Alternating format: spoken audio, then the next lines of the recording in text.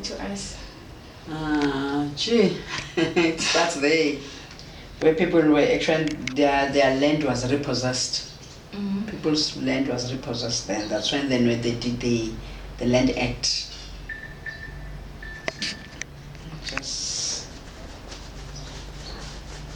Just switch off this thing here. I'm getting calls.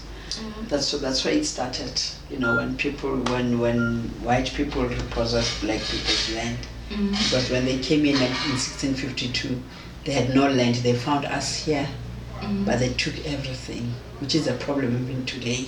Yeah, it is. The problem land, even today, it's still a thorny issue. You cannot say, because when they took this land, they also took the resources.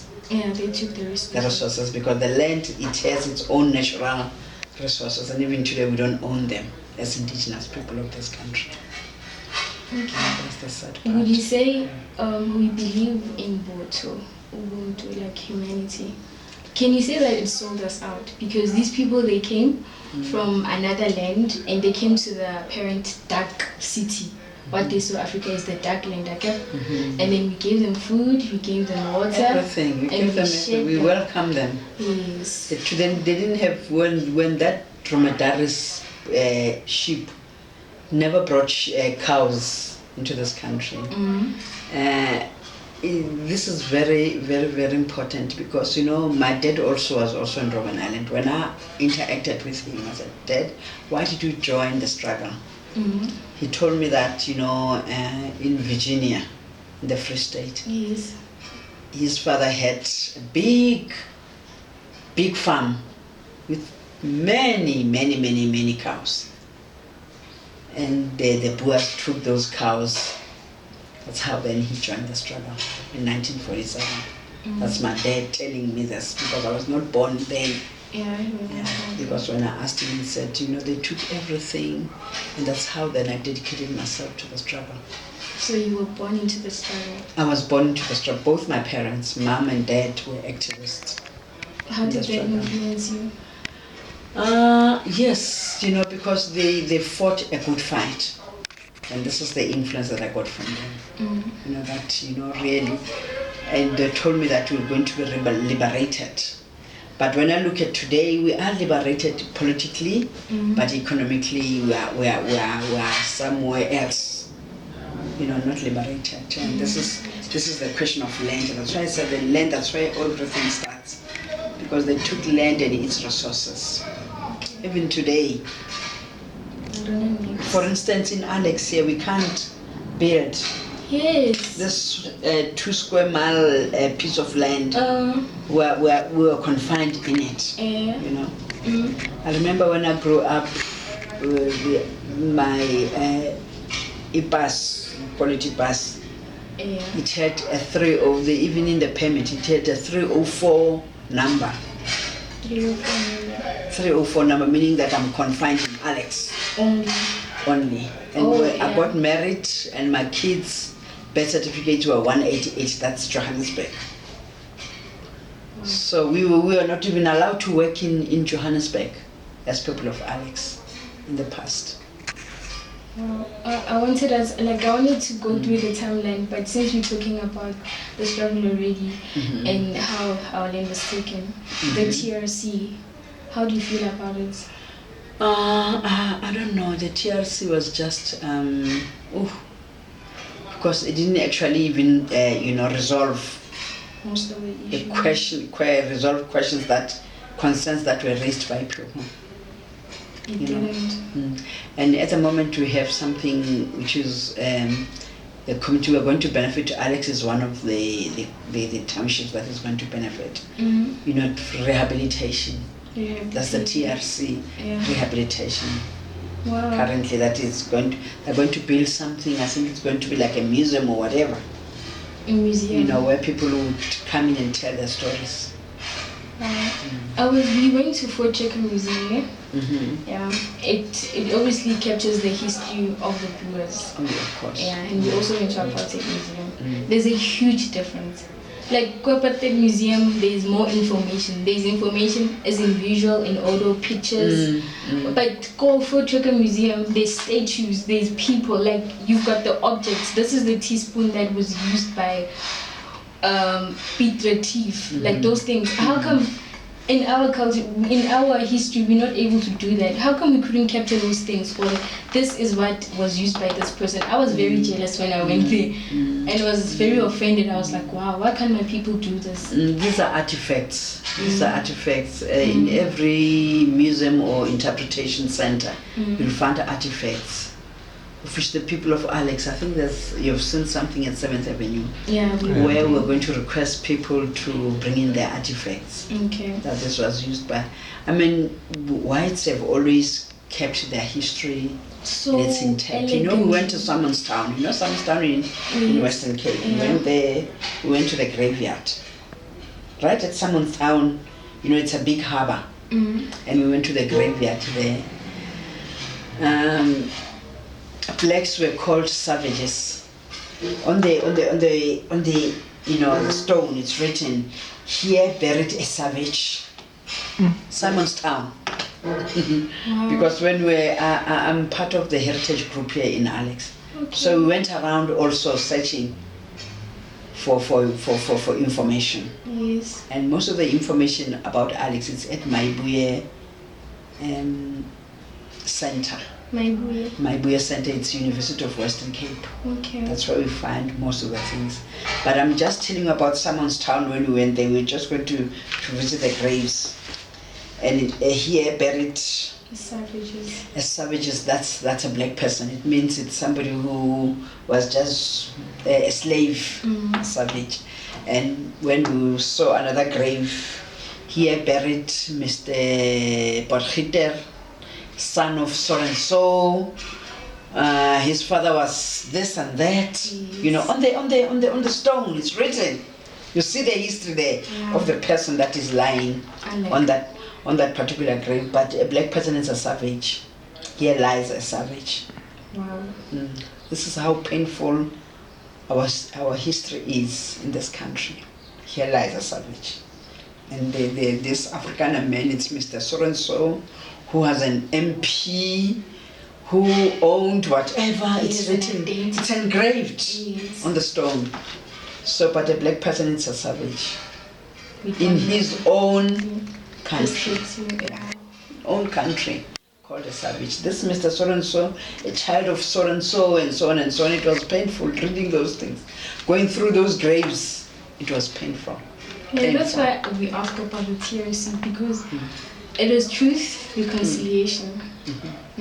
And how do you reconcile with somebody who doesn't want to come up with the truth? And right now we're talking about children who disappeared, you know.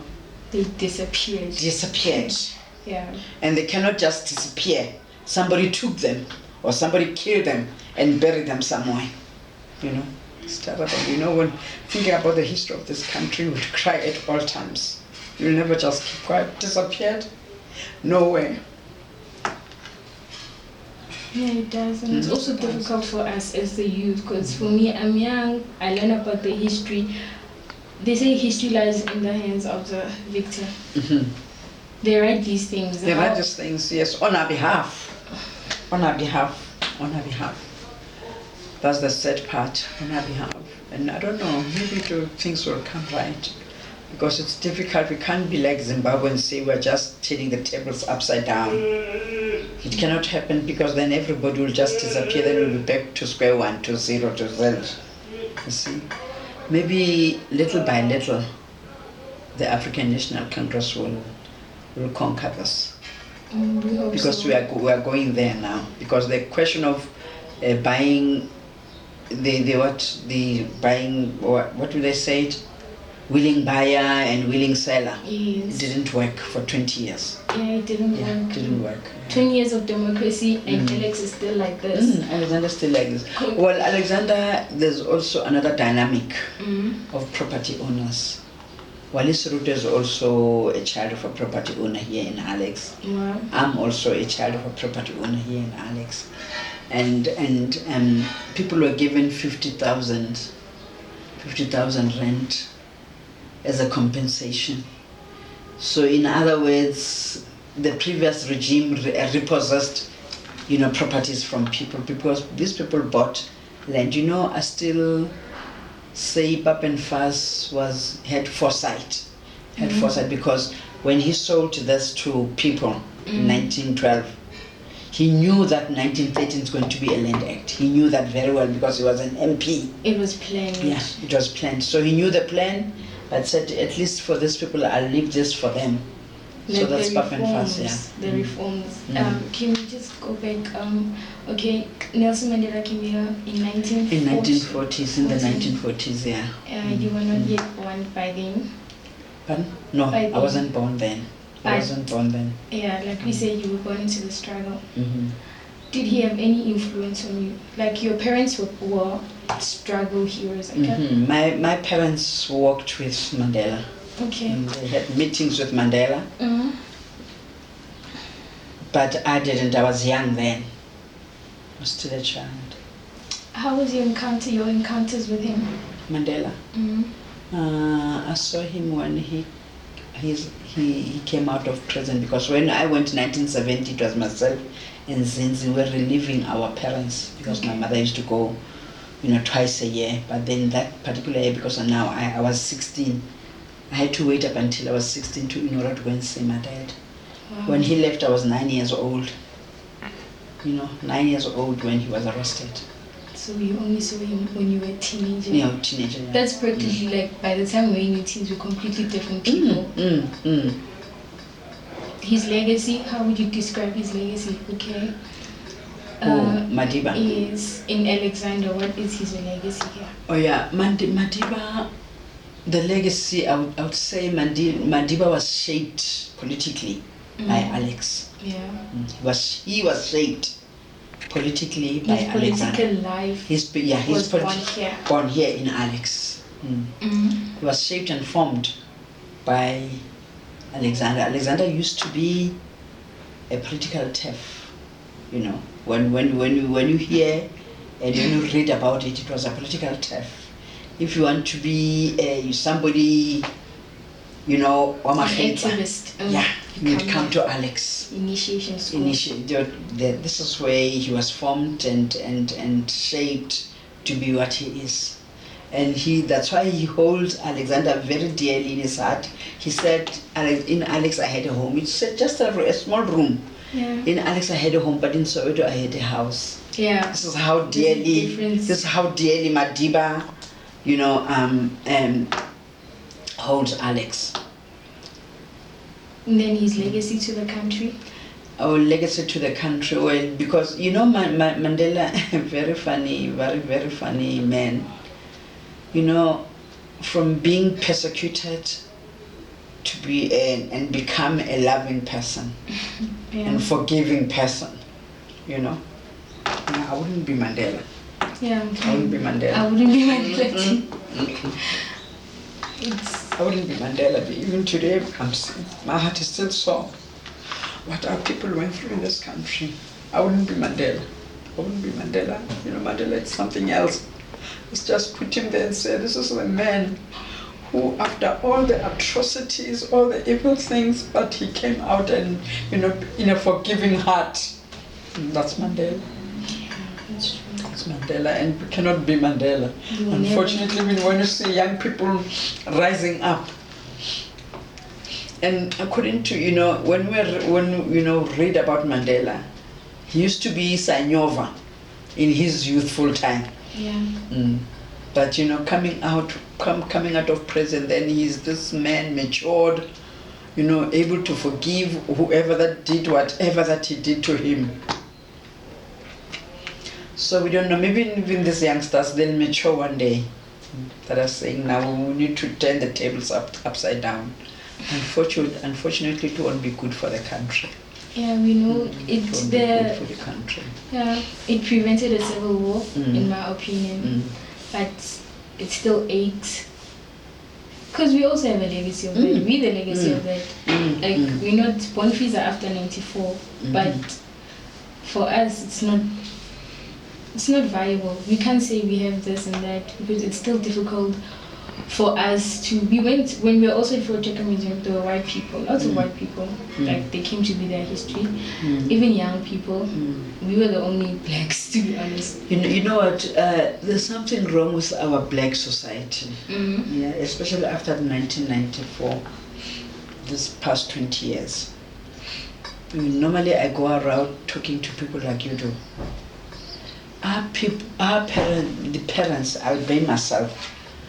We don't tell our children where do we come from. Yes. We don't tell our children where do we come from. They don't tell So us. these children are taught by TV, by what they read in the newspaper.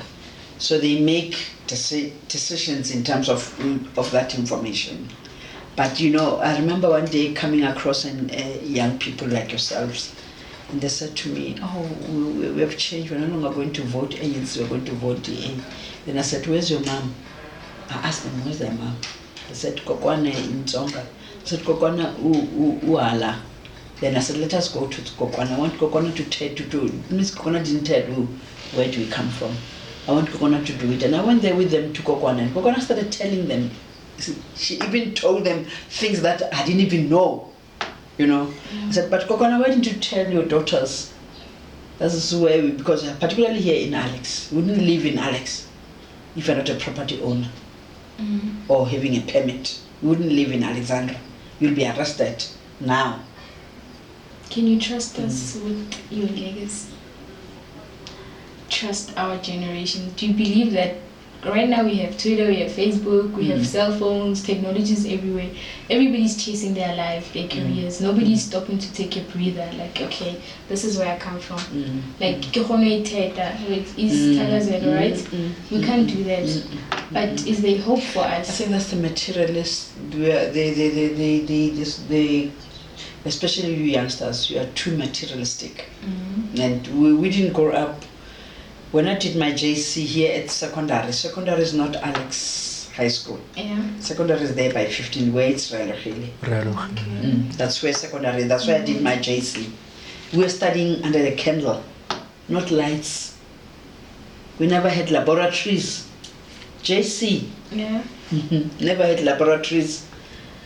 But at least we know where we come from. We can relate this to you guys. But you saw everything black. So that's why when things go here, where we said, it means you guys are wrong. Yeah. I'll follow these white people. And the white people only need power and nothing else. Nothing else. What can we do to salvage that? Like, what can we do? We know we're doing this research, we're going to share it, we're going to schools, but what can we do? Because you are going to leave us someday. Nobody's going to tell us from you're practically a primary source. We are going to be secondary sources. But what can we do? I think maybe this project will also assist in terms of understanding where we come from as a society, particularly black people. Because when I say society, I'm now encompassing everybody, particularly black people. Where do you come from and where we're heading to? Because it's important to know where you come from. Then you'll be able to also shape your destiny. The direction, yeah. Your destiny. Because if you don't know where you come from, you cannot shape your destiny. Because you'll fall by the wayside. Somebody will come and say to you, "Come, your dad is a thug or is a thief and everything." And I know that whites are thieves. I know that. And I need to tell you that, you know, whites are thieves. This is what they did. So that you know that whites are thieves. They've looted, they're still looting even today in this country. They're still doing it even today.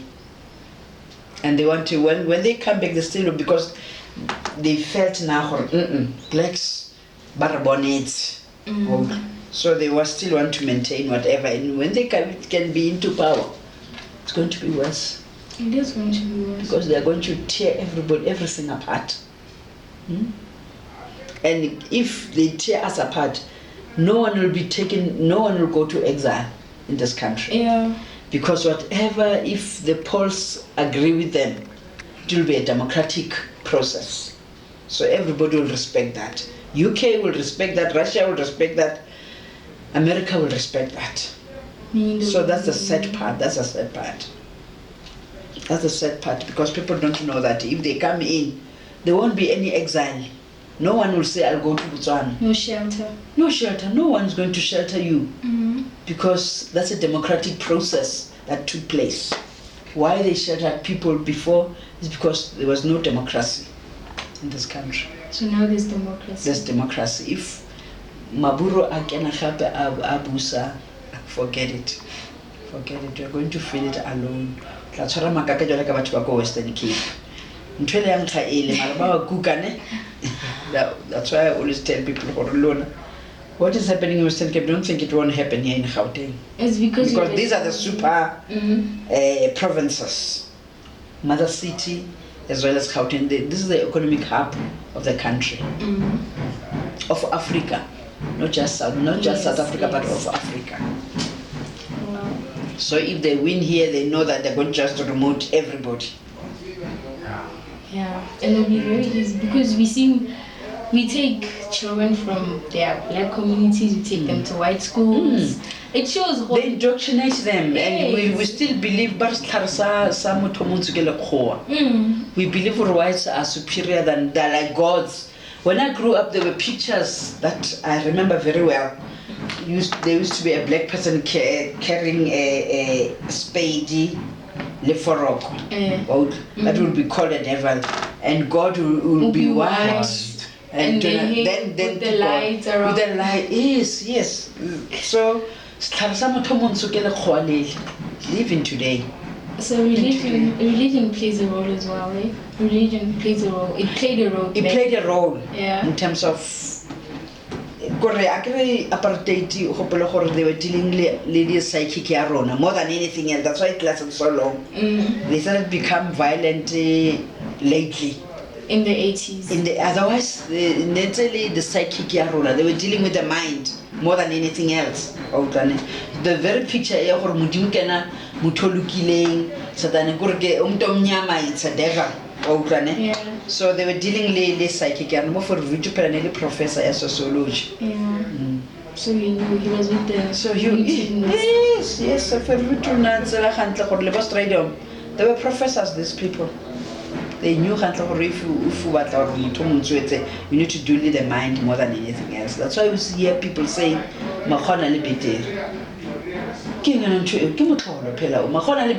It's just down my whites spine. killed people. No, I'm not told. I've seen it. To say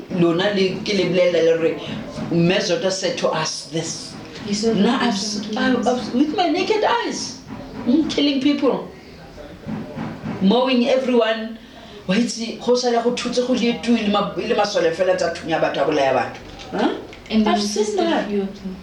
I've seen that, but if you read the majority, so that's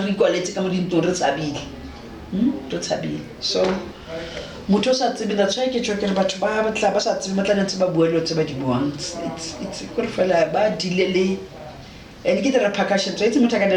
psychologically. Yeah. At a later stage, what you are seeing now, even this Alex was much cleaner than what you see now.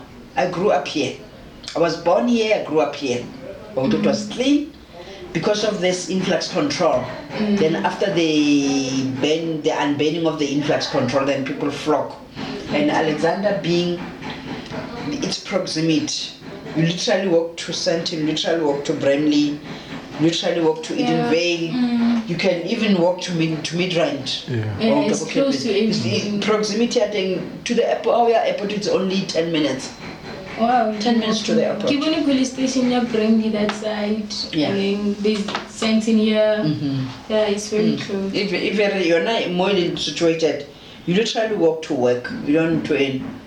You don't catch taxis or No, the taxis and but we used to walk the taxi, but you walk. You're saying you must walk from every park as well. No, like my mother, yesterday she came to Alex because she works at Greenstone. Because Greenstone is not far. They walk to Greenstone, so she prefers doing that. Yeah, they walk. You'll see them coming back from work.